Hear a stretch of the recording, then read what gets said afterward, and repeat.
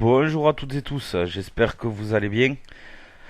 Moi ça va, mis à part que, bon, comme je l'ai dit dans d'autres vidéos, mon ancienne chaîne, le Jardin Catalan, j'ai dû la supprimer. Pour la simple et bonne raison que le compte Google qui y était associé, on me l'a piraté, donc j'ai préféré tout supprimer et donc je dois tout recommencer. Heureusement, mes supports PDF, je les ai tous enregistrés, donc j'ai juste à vous représenter les vidéos, ça devrait aller assez vite. Donc déjà, je représente tout ce que j'avais fait sur l'autre chaîne, et puis ensuite, je mettrai du nouveau contenu.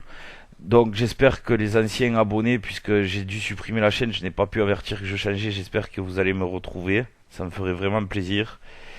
Et puis pour les autres, ceux qui découvrent, j'espère que vous allez vous abonner pour être tenu informé de mes nouvelles vidéos à chaque fois que j'en publie une.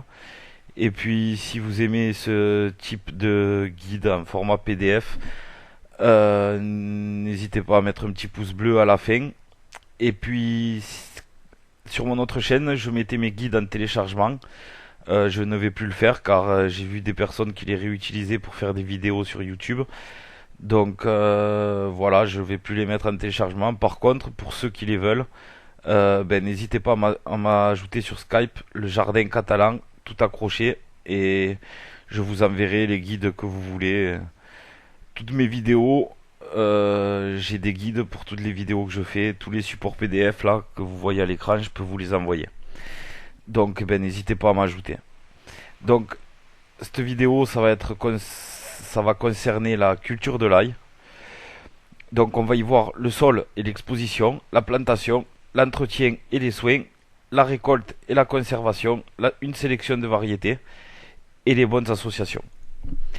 Donc au niveau du sol, l'ail préfère les sols argilo-siliceux ou argilo-calcaires. Mais il va très bien s'accommoder dans toutes les terres à partir du moment où elles seront bien drainées. L'humidité stagnante peut en effet provoquer la pourriture des bulbes. C'est pour ça qu'il faut une terre bien drainée. Au niveau de l'exposition au soleil, il lui faudra un emplacement bien ensoleillé et chaud. Pour la plantation, l'ail est exclusivement multiplié par cailleux. Ce sont les gousses comportant la tête d'ail. Seuls les 10 à 12 cailleux du pourtour de la gousse sont bons à planter. Les autres seront exclusivement réservés à la consommation. Il faut planter les variétés d'automne d'octobre à décembre. Les variétés de printemps, elles, vont se planter du 15 février à fin mars ou dès décembre dans le midi. En terre argileuse, il vous faudra planter seulement en fin d'hiver en choisissant des variétés appropriées. Donc après un bêchage du terrain, vous allez incorporer un engrais de fond à la griffe. Vous allez creuser des petits sillons de 3 à 4 cm de profondeur en les espaçant de 20 cm chacun. Vous allez repiquer les cailleux pointe en l'air, comme on voit sur l'image de gauche, et vous allez les espacer de 10 à 12 cm en les disposant en quinconce d'un rang sur l'autre. C'est ce qu'on voit là, quinconce là. Donc il y en aura sur un rang, il y en a un qui sera au milieu de deux autres par rapport à l'autre rang en fait. Ça fera des triangles entre les deux rangs. Des triangles.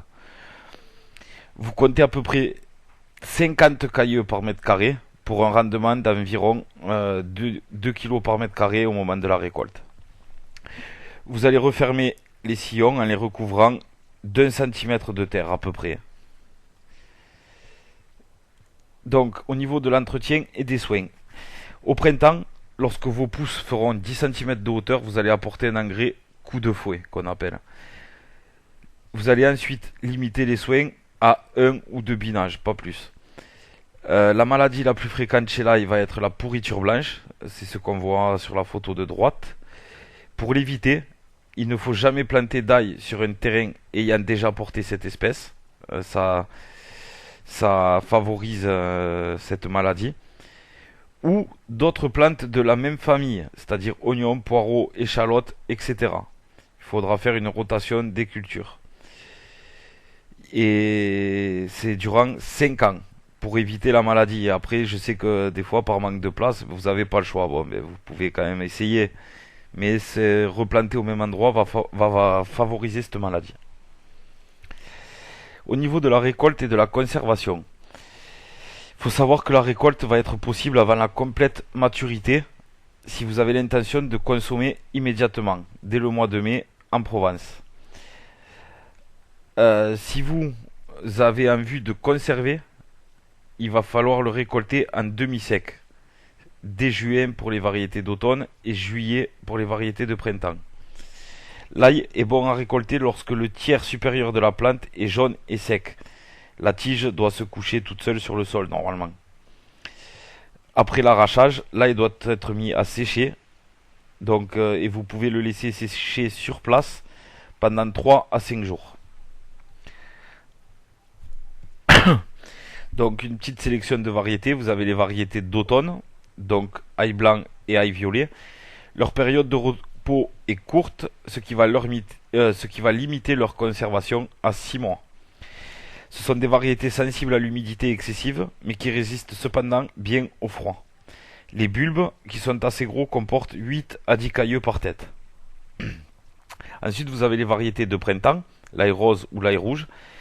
C'est des variétés qui sont dites alternatives, parce qu'en climat doux, on peut les planter à l'automne ou au printemps. Elles vont se conserver 2 à 3 mois de plus que les variétés précédentes, du fait que leur dormance va être plus élevée. Les têtes sont plus petites et possèdent 15 à 20 cailleux, donc leur productivité généralement elle est plus faible. Donc les associations, les bonnes associations, l'ail il aime la compagnie de la betterave, la camomille, la carotte, le céleri, les fraisiers, la laitue, les poireaux et les tomates. Et l'ail redoute la proximité des asperges, des choux, des fèves, des haricots et des pois. Donc pour un gain de place, par exemple si vous faites des rangs de tomates ou quoi, vous pouvez y mettre de l'ail entre les plants. Comme ça, d'une part ça va écarter vos plants de tomates, ou voilà, et de deux parts c'est une bonne association. L'ail aime la tomate et la tomate aime l'ail. Donc voilà, j'espère que vous aurez trouvé les réponses à vos questions dans cette vidéo et surtout qu'elle vous aura plu. Si c'est le cas, abonnez-vous, mettez un petit pouce bleu avant de partir, ça prend 2 secondes et moi ça va vraiment me remotiver à tout recommencer en fait, parce que c'est vrai que c'est un peu rageant de devoir tout reprendre vu le temps que j'avais mis à faire mon autre chaîne. Voilà, et puis si vous avez des questions ou des idées de vidéos, des choses que vous aimeriez voir, n'hésitez pas à me le proposer dans les commentaires, j'y répondrai avec plaisir. Et j'y répondrai en vidéo si ça mérite une vidéo. Donc voilà, pour ceux qui veulent le support PDF, là, ce que vous avez vu à l'écran, ajoutez-moi sur Skype, je le répète, le jardin catalan, tout accroché. Précisez-moi que vous êtes un abonné de la chaîne au moment de m'ajouter, puis je vous enverrai les guides que vous voulez. Donc voilà, je vous dis à très vite pour une prochaine vidéo. A plus.